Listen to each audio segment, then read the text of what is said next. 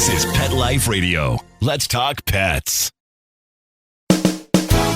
Welcome to Animal Rights on Pet Life Radio. This is your host, Tim Link, and I'm so glad you're joining us today. Our special guest today is freelance journalist and best-selling author Peter Zheutlin. And Peter's going to talk to us about his latest book, Rescued, what second chance dogs teach us about living with purpose, loving with abandon, and finding joy in the little things. It's a great book. I'm so interested to talk to Peter about the book and his work with rescues and dogs. So it's going to be an exciting time today.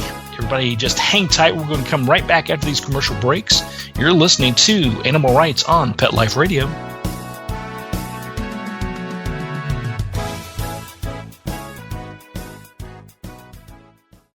The young lady from the rescue delivered happy, and I panicked. He was missing hair, stinky, scabby, and I thought, what did I get us into? The cause of his issue was poor nutrition. It was neglect. The other owners didn't care enough about him to give him the nutrition he needed. But I have a vet that I trust, and she recommended Dinovite. DINOVITE.com. I ordered the first 90-day supply, and within a couple weeks, his skin started clearing up. He didn't smell. He had more energy. He just had a glow and a bounce about him. We've been using Dinovite for the last year, and Happy the rescue dog is Happy the healthy dog. I tell all my friends who have rescues to give their dog the chance at a new start with Dinovite. It's going to pay off for you and your dog for years to come. 859-428-1000. 859-428-1000. DINOVITE.com. Let's Talk Pets on PetLifeRadio.com. Welcome back. Welcome back to Animal Rights on Pet Life Radio. Joining me today is freelance journalist and best-selling author. His works appears regularly in national publications, including the Boston Globe, Christian Science Monitor, and many, many more locations. We have author Peter Zheutlin on the line with us today. Peter, welcome to the show. Thanks, Tim. Good to be with you. Oh, it's our pleasure. It's our pleasure. Now, we'll start off. We'll talk a little bit about the latest book, which is called Rescued. It talks about second chance dogs, what they teach us, their purpose, and the other joy they bring us. Tell us a little bit about the book and how it came about. Well, 5 years ago, I would have told you I love dogs, but I really just loved other people's dogs. I was not by any means a dog person. My wife and my kids were on my case for close to 20 years before I finally succumbed to the pressure. I knew nothing about the world of rescue dogs.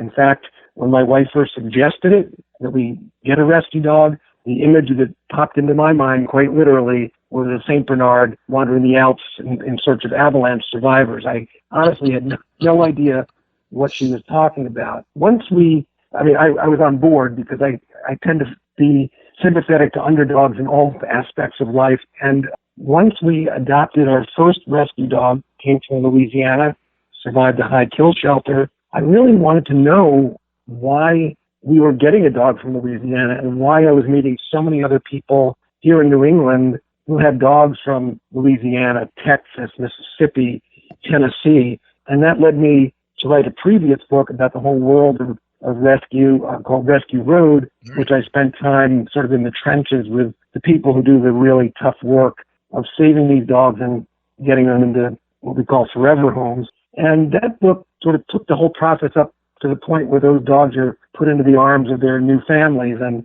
this new book sort of picks up the story in a sense from that point on. It's not just my experience, but it's the experience of so many other families that have adopted a rescue dog and the enormous joy that they've gotten from saving a life. And it's real interesting, and I agree with you wholeheartedly. Obviously, we're big proponents of rescues and rescue organizations, and I'm a former president of a humane society myself, so I'm very familiar with the whole rescue community. I guess, first of all, congratulations on putting up the good fight for 20 years. That's that's about 19 years and 11 months more than I could have done, but that was good. Well, I had a lot of really good reasons, and one of them was that everybody was promising they were going to walk a dog in the middle of the winter at 5 o'clock, and I knew I would never be able to cash that promissory note. So I just had the feeling that a lot of the burden was going to fall on me. But, I do think ultimately you welcome these dogs into your life at the time that's right for you. And it was the right time for us. It's just been a joy ever since. Absolutely. So tell us a little bit about then, you did the research, obviously, in your previous New York Times bestselling book, Rescue Road. How is this book, Rescue, different? Is it a culmination of additional insight and meeting with people compared to Rescue Road, or is it a national progression? Yeah, I think it is a natural progression. It really, as I said, picks up the story where the other one left off. What happens to these dogs once they come into our homes and into our lives? What challenges do they present? What do they teach us? What does it bring out in us to take a dog, give it a second chance? For me, the experience of having a dog that that otherwise would have died in a high kill shelter just gives me enormous satisfaction. And again, the other book really focused on how this whole process works. It's a little bit chaotic in some cases. It's about the people who walk through the shelters and literally make decisions about dogs they think they can save and which ones they can't, and then the whole process of transporting them from the south to the northeast. In this book, I interviewed families who had taken these dogs in, and there's a lot of commonality to the experience. So it's in some sense a continuation. There you go. So what additional insight or what additional things have you learned from the first time around and then meeting additional people? Do you still see the trend being heavy where there's a lot of animals that are in need of rescue in the south and being transported to the northeast, or are you seeing it balance out a little bit more, or is there improvements in those areas? The need for homes is absolutely astronomical. People are shocked when I tell them that in the city of Houston alone, there are more than 1 million stray dogs that live on the street. These aren't even dogs that have made it into shelters.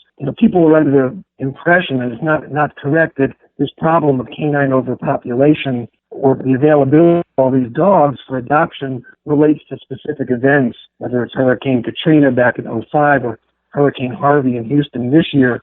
This is a chronic, ongoing problem. So there's always an enormous need in other parts of the country for homes for these dogs. Even if you adopted, thousands and thousands of dogs out a year, it'd be a drop in the proverbial bucket.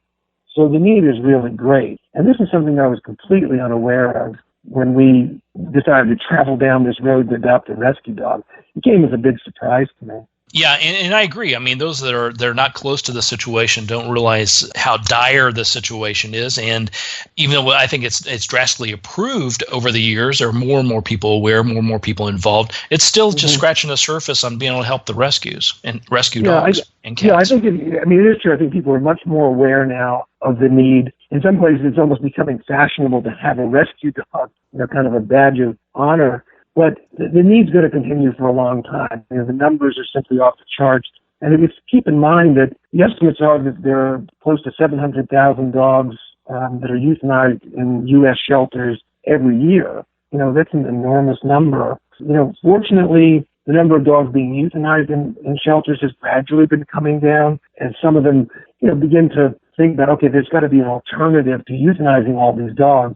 So you find shelter directors and even small parishes in Louisiana, for example, we're trying to think outside the box and not just, okay, I have to euthanize these dogs because I've got another 100 coming in the door next week. Reaching out, forming partnerships, trying to adopt as many out locally as they can. But the demand really tends to be more in the north. In stark terms, this is something of a supply and demand problem, and that's why you've got all these transports bringing rescue dogs to the north and not vice versa. So when we talk a little bit about the book, the subtitle of the book is What Second Chance Dogs Teach Us About Living with Purpose, Loving with Abandon, and Finding Joy. So how do you summarize that? Are there certain key things that you've learned that woke you up and said, hey, these dogs, we hear about dogs living in a purpose, but these dogs do live for a purpose and in the moment. Tell us a little bit about maybe a couple of the stories that have really touched your heart. Sure. Well, the first thing I would tell you is that when you talk about the part of the subtitle that says Loving with Abandon, when our first rescue dog came to us, Albie, I was totally unprepared for how deeply in love I was going to fall for this dog and how expansive my compassion was for him. We didn't know a lot about his previous life. We just knew that he had been picked up as a stray. We don't know how long he was wandering alone in central Louisiana, and that he had survived, luckily, in a high kill shelter for 5 months. Well, this is a place where 90% of the dogs are euthanized, and a volunteer took a shine to him and kept him going from week to week until a doctor came along, and that was us. So, my love and my compassion for him were just sort of unbound. And in terms of, living with purpose, for me, when I look at Albie and, think about where he was and that he could have perished on any one of 100 days in that shelter, and then I look at him, sleeping in bed or by the fire, and he's been fed, and he's content, and he's safe, and he's secure. And to me, that just makes the whole relationship with a dog all that more poignant. And for me, it's very meaningful to think, okay, this is a dog that almost certainly would have met its demise if it wasn't for us. And so to watch his joy, when he's running through the woods or, chasing a ball, whatever it is, just gives my life a lot of meaning. In terms of finding joy in the little things, I think one of the things these dogs, and I think this is true of all dogs, really teach us is to be a little bit more present in the moment. It's something we all struggle with. We're thinking about what we did yesterday. We're making plans for tomorrow.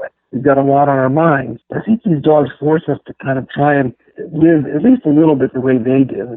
They don't dwell on the past. They don't make plans for the future. And they kind of call us to be present with them in the moment. When I look at Albie and our other dogs too, and they're totally content with a stick or a tennis ball, and I think, if only human happiness was that simple.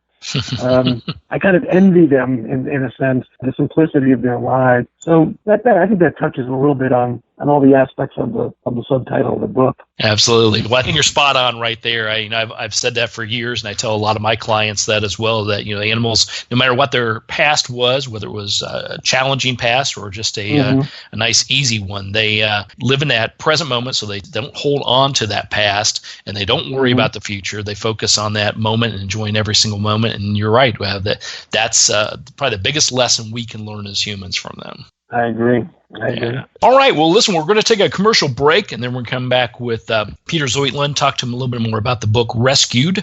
Also want to talk to Peter about his writing and writing styles and do some comparisons of what it's like to write for newspapers, magazines, and then publishing books. So everybody hang tight. We'll come back right after these commercial breaks. We're listening to Animal Rights on Pet Life Radio.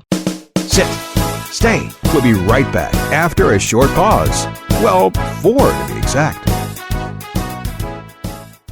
Hi, this is Tim Link, animal communicator and pet expert and host of Animal Rights on Pet Life Radio. Have you ever wanted to know what your pet is really thinking? Do you want to find out if they truly understand what you're trying to tell them? Ever wish you could build a better understanding and closer relationship with your pet? Well, now you can. Learning to Communicate with Animals is a 4-part on-demand workshop. In the workshop, you'll learn the essential techniques that are necessary to communicate with animals, including what is animal communication, breathing correctly to achieve the perfect state to communicate with your animals at a deeper level, using guided meditation exercises and method to communicate with animals, and how to send and receive information from your animals. So if you're wanting to learn how to communicate and connect with your animals at a deeper level, visit PetLifeRadio.com/workshop and purchase and download Learning to Communicate with Animals. You'll be glad you did.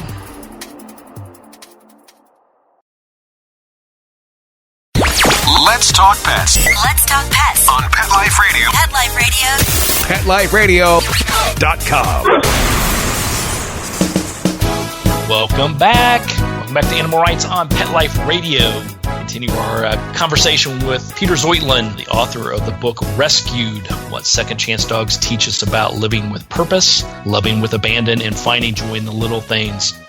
Now, Peter, we talked a little bit about before the break about the book itself and how it came about and your involvement in rescue and helping out rescued animals. What would you say after the listeners pick up a copy of the book and read through it? What would you hope they walk away from after reading the book? Is there a key message or something that you'd say, hey, if they learned this or enjoyed this, then I'd be a happy man?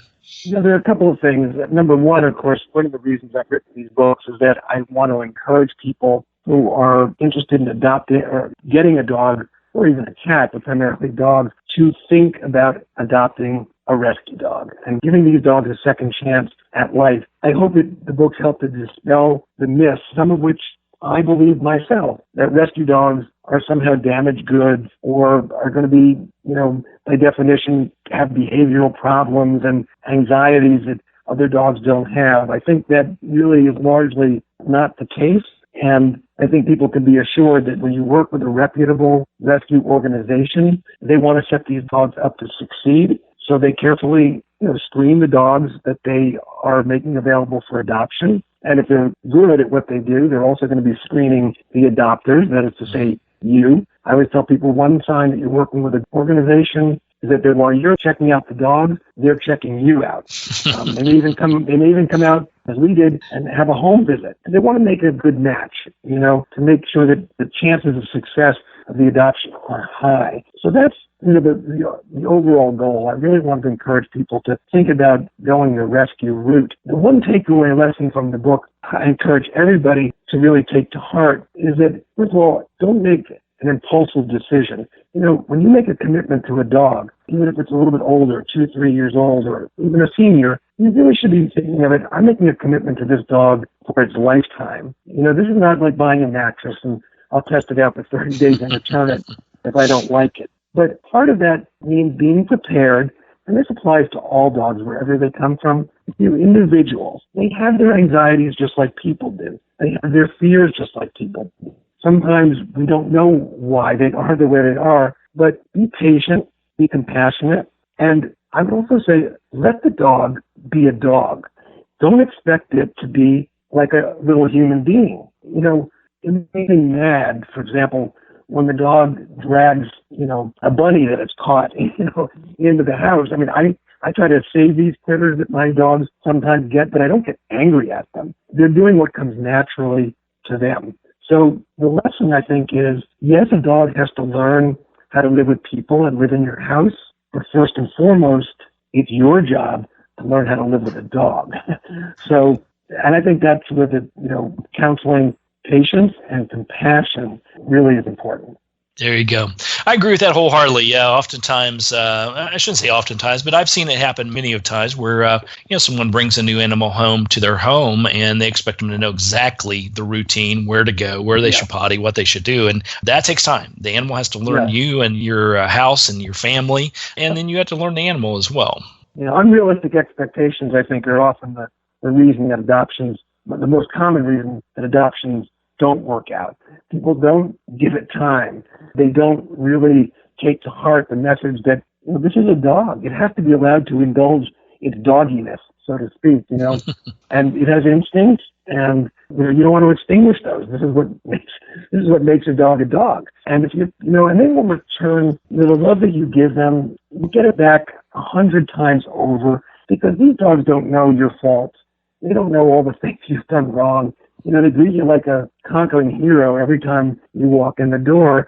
And, they don't judge us. We should be a little less like them. There you go. I think that's a good message. Good messages. Well, definitely everybody pick up a copy of the book Rescued, and you're definitely going to love it, learn a lot, have some fun with it as well. Now, Peter, I have to talk to you a little bit more about your writing and writing styles. Obviously, you've published regularly for the Boston Globe, so newspapers, Christian Science Monitor, magazines, other publications, and now writing books. Tell us a little bit about how you handle each one differently, or do you go into the task of writing the same way for each one of them? How do those different methods combine? It's interesting. People often ask writers, about what they call their process. And to me, it's such a subconscious thing. I'm not even aware, frankly, that I have a process other than sitting down and literally typing with 2 fingers, because I never actually learned to type. I would say the main difference between, the articles and essays, more short form journalism, is that it's more of a sprint and a book is more of a marathon. I think people don't realize how long the process can be to produce a book. I tend to write fairly quickly, but most books on average, I think, from conception, or at least in my case, from the time you conceive the idea to the time you actually have a copy of the book in your hand is about 2 years. And honestly, by the time the book comes out, you've already read through it, even before you submit it to the publisher. You've read through it 100 times, and then it goes through copy editing and proofreading it. And so literally by the time your own work comes out, you're so sick of it. You're sure that nobody is going to like it. But, I just tend to write in bursts. I can kind of concentrate for a couple hours at a time and get a lot written. And then I'm a bit tired of it. I can't write for 8 hours a day. Well, it's funny. It sounds like we have a lot in common. It's more of, whether it's a deadline that's due, that's a big one for me. But for the most part, it's a matter of getting into groove, get writing, and then when I get tired, I stop. And yes, I'm a hunt and pecker as well, with 2 fingers going to town on this thing. But hey, it's worked well for me for years, so that's all right. Well, I think as long as, if you're writing about things you care about, it comes much easier. If I were writing a technical manual for an automobile or a piece of software, it wouldn't be quite as much fun, to say the least. Writing about dogs to me was kind of a labor of love and a way to take my experience, particularly with Albie, because it's our first rescue dog, and we now have 3, but a way to kind of honor his life in a way. Even from the moment he came into our house, well, maybe not from the moment, maybe a week after he came in, it dawned on me that he wasn't necessarily going to be part of our life forever. And I just wanted to make his life mean something beyond just giving us pleasure, our family. And I think, so many people that I don't even know if they've read the books will say, how's Albie? He's not a Matt Damon, star, but he's got a little celebrity now. And I think it's just been a way to honor everything that he's given to us. So these 2 books about rescue dogs were something of a mission for me, I guess. Excellent. Well, do you have a preference in types of writing opportunities you have, or is it go with the flow or go with whatever the topic is you're wanting to write about or they're asking you to write about? I just think it's mainly something that you really think as you're writing a book, that it's something you can live with for a couple of years and, will hold your own interest. I enjoy hearing about the experiences of others, and for Rescued, it's not just my story, it's the story of so many families that have gone through this process. I just try and find things that are drawn from my own life to some extent, experiences that I'm having. The biggest compliment I used to get when I was writing essays for the Boston Globe about raising kids and all the trials and tribulations, they were more humor columns. But the biggest compliment I could get would be somebody would say, "Oh my God, that's my life you just wrote about." So, when people, sometimes it's about giving voice to people, let's say, who don't write, but who've been through a similar experience and validating that experience for them through your writing. I can give you an example if you'd like. I actually helped a very distinguished Boston cardiologist write a memoir when he was suffering from Parkinson's and dementia. Very challenging project. The book was called Life in the Balance. But we got so many letters from people, caregivers who were taking care of people suffering from similar ailments. And I think it's a great comfort for other people to have someone put into words the experience that they're living. And that to me is the most gratifying part of it. Yeah, I would have to agree with you. I mean, obviously, what you write, whatever it is, has to touch and resonate with people. And I enjoy getting those emails and those salutations, especially from the people who said, "Wow, I thought I was the only one out here." Right, and exactly. And let them know that they're not. So that's great. All right, Peter. Well, where can people follow your journey and book tours and all your events and all your writing? Well, how's the best place to keep track of you? The best place would be, I have a website. It's Peter Zheutlin. I'll spell it. It's Peter, my first name, and ZHEUTLIN, PeterZheutlin.com. I put all the events, book talks on the events page. I also have an author page on Facebook. It's the same name. Those are probably the 2 best ways. All right, then. Super. We'll make sure we get that posted so everybody has that as well. So congratulations once again. The latest book's called Rescued, What Second Chance Dogs Teach Us About Living with Purpose, Loving with Abandon, and Finding Joy in the Little Things. It's Peter Zheutlin putting together another great book. Peter, congratulations again, and we'll look forward to talk to you again somewhere down the road. Great. Thanks so much, Tim. I really appreciate it. Thank you. All right. Well, we're coming to the end of the show today. I want to thank everyone for listening to Animal Rights on Pet Life Radio. I want to thank our producers and sponsors for making this show possible. And if you want to be on the show and have a conversation with me, well, put it down in a blog, an article, or write a book, and who knows, you may be the next guest on Animal Rights on Pet Life Radio. Everybody have a great day. Let's Talk Pets, every week on demand, only on PetLifeRadio.com.